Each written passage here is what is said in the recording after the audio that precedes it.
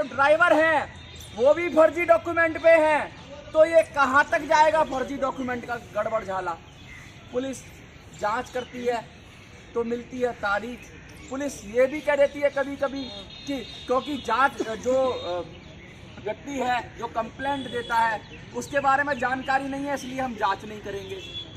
ऐसे बहाने मारकर जांच पर ठंडा पानी डाला जाता है, लेकिन वो पानी इन जो दिलों में लगी हुई आग है उसको बुझाने के लिए पर्याप्त नहीं है, क्योंकि ये आग सुलग गई है। और ये चिंगारी है जो बबलू के दिल से निकली थी और 16 बनकर ये मेट्रो में फैल गई है। आज हमारे साथ बबलू जी हैं। बबलू जी सब तरह से तो डरा लिया, सब तरह से धमका लिया, और जंतर मंतर पे आप, मैं तो ये कहूँगा आप बाज नहीं आ रहे हो। अगर मैं ऐसा ही कह दूँ कि आप तो बड़े जिद्दी हो, चिकने खड़े हो। चिकने खड़े नहीं, वो कहते नहीं है, पिक्चर आपने देखी होगी, पिक्चर में बिलियन पैसे जीतता है और हीरो बाद में जीतता है। तो बबलू हीरो है इस पिक्चर का। दिल्ली मेट्रो के भ्रष्टाचारियों का काल है। आज मैं आपको भ्रष्टाचारियों एक सूचना देना चाहूंगा कि हमारे बीच राहुल जी के प्रतिनिधि, राहुल गांधी जी के प्रतिनिधि हमारे बीच आए हुए हैं। अरे बबलू भाई, राहुल के प्रतिनिधि आ जाए, मोदी के प्रतिनिधि आ जाए, हमें उनसे मतलब नहीं। हम आपसे बात पूछना चाहते हैं कि आप कब रुकोगे? हम नहीं रुकेंगे, हम रुकने वाले नहीं है, हम रुकने वाले नहीं है, बिकने वाले नहीं है, झुकने वाले नहीं है। डरा लो, धमका लो, जेल भेज लो, जेल और बेल, और फिर पुराना जंतर मंतर का खेल चालू और खेल चालू।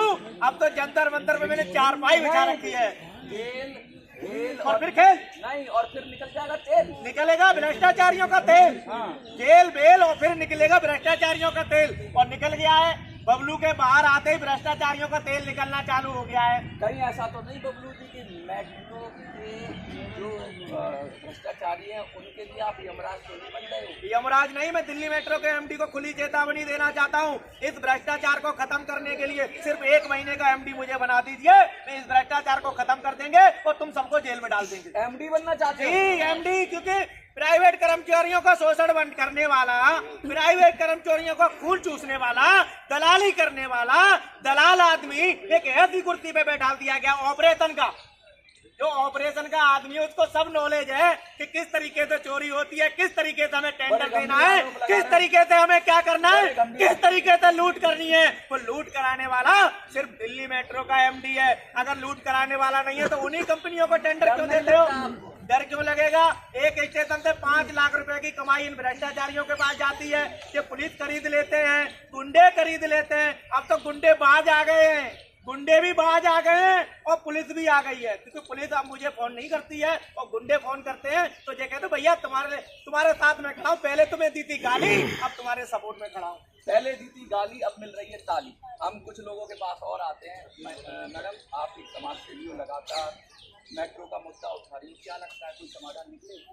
समाधान निकलेगा अगर ये आवाज़ एकजुट होके आगे बढ़ती जाएगी तो एक दिन समाधान जरूर मिलेगा, क्योंकि सच की हमेशा जीत होती है, चोरों का हमेशा नाश होता है। कैसे होता है? सच की आवाज़ हमेशा जीत की एक बुनियाद हमेशा से खड़ी करती आई है, तो इसको भी जीत मिलेगी, क्योंकि ये सच की आवाज़ है। झूठ का पर्दाफाश करने के लिए बबलू जी जैसे आगे बढ़े हुए हैं, डट के लगे हुए हैं।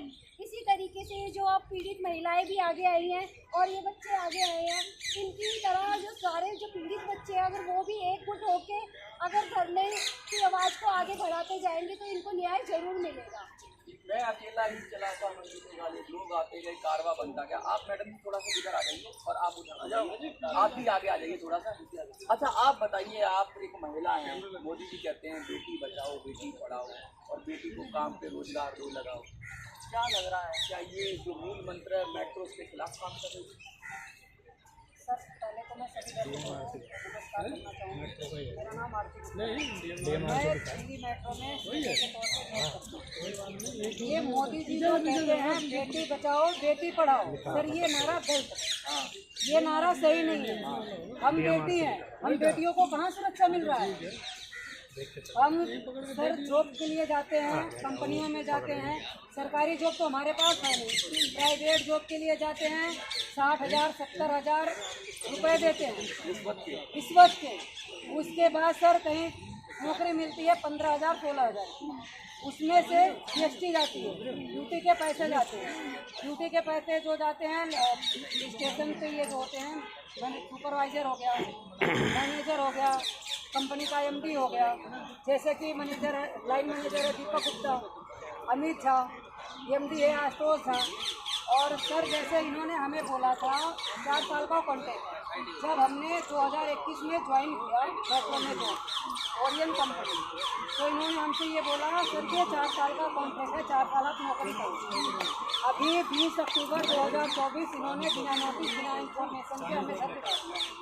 अब क्या मांग रहे हैं? ये हमसे वापस पैसे मांग रहे हैं 30,000 रुपये। इसके लिए इनके एक चमचे का फोन दिया है मेरे पास, उसकी रिकॉर्डिंग भी है मेरे पास, हम वो रिकॉर्डिंग भी मीडिया को सुना सकते। सर इसकी कंप्लेंट हम निजामुद्दीन ऑफिस में गए, वहाँ के जो लाइन मैनेजर दीपक गुप्ता, अमित झा बैठे हैं, उन्होंने हमसे बदतमीजी से बात करी, अभद्र तरीके से बात किया महिलाओं के साथ। जी सर, ये सीधे मुंह बात नहीं किया, ये बोले जाओ यहाँ से निकलो, तुम्हारी कोई सुनवाई नहीं है, 30,000 रुपये दो और ड्यूटी ज्वाइन करो।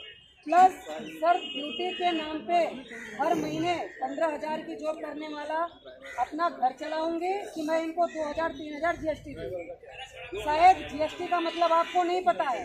बता दीजिए सर GST का मतलब ये होता है बच्चों की सैलरी आती है तो उसमें से रिश्वत लेती है। अच्छा, उसमें हिस्सा लेती है, उसे GST कहते हैं। ये सुपरवाइजर को सरकार है। जी सर, है केंद्र सरकार GST लेती थी, वो तो सुना है। वो तो सुने थे, अच्छा, लेकिन वो ये मेट्रो भी लेती है। मेट्रो भी GST लेती है। यस सर, एक ही कंपनी से नहीं लेता, इसमें कई ऐसी कंपनियां हैं, NCS है, ओरियन है, कोर है। तो ये GST जमा करते हैं सरकार को?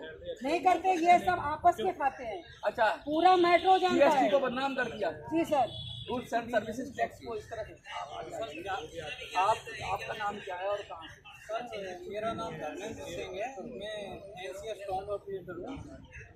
तो शुरू में दीपक बाबू ने मुझसे 1.5 लाख रुपए लेके 5 साल का टेंडर बताया। तो यहाँ पे NCS के बंदों से आकर पूछा तो वो बोले भैया यहाँ 5 साल का ही टेंडर है, तो उनको भी बेमत कर रखा था। तो जैसे ही 2 साल हुए मेरे को रिकॉल कर दिया। रिकॉल क्या होता है? रिकॉल होता है कि मतलब 2 साल में आपका टेंडर खत्म हो गया, आपका टेंडर खत्म हो गया, आप कर दो। तब मैं बोला कि आपने तो 5 साल का टेंडर बताया। तब दीपक बोला